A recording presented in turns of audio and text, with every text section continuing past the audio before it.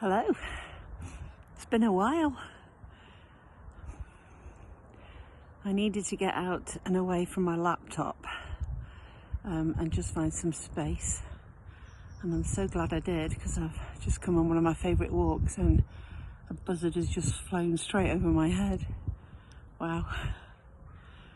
So just some thoughts that have just been going through my head.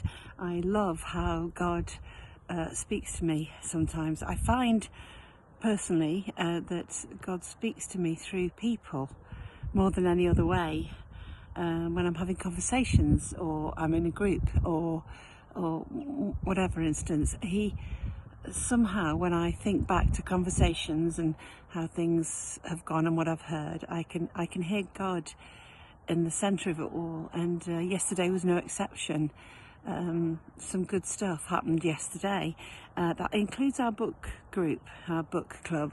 That is a recent thing we've started new fairly recently. Anyway, what came out of our book club was this last night. Choice words like consumed, chaos, confusion, overwhelmed. Oh. So dwelling on those words and thinking, wow, is that how most of us are feeling at the moment? I started to think about the new year and what might that mean for many of us. And so with Lent just around the corner, I was thinking it's a really good time for us to reevaluate, if you like.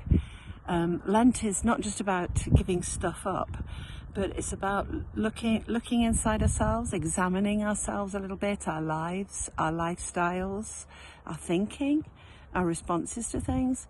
And so, yeah, last night we were talking about our inner self and our outer self. Did you know you'd got an inner self and an outer self? Is that something that's even ever occurred to you? Jesus said quite a few things about our outer selves and our inner selves.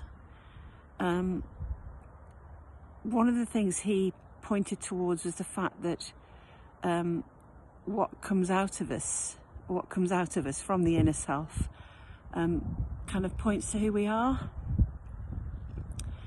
I won't say any more about that right now, but anyway, this is what I wanted to truly say. Maybe during this season of Lent, rather than give up wine or chocolate, which is what I usually do, why don't you think of Lent as a time, a period of 6 weeks that leads us up to Easter? Why don't you, like me, think about ways that you can actually engage with your inner self?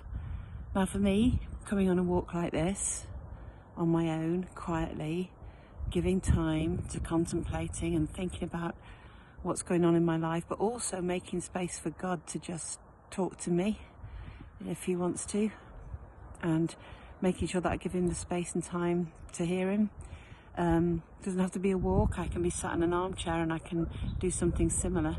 We talked last night in our book club about a labyrinth and how the practice of walking in a labyrinth helps you to release things from your mind and your thinking, and create space in your own mind within yourself to think on who you are and what makes you who you are, why you do some of the things you do and say some of the things you say.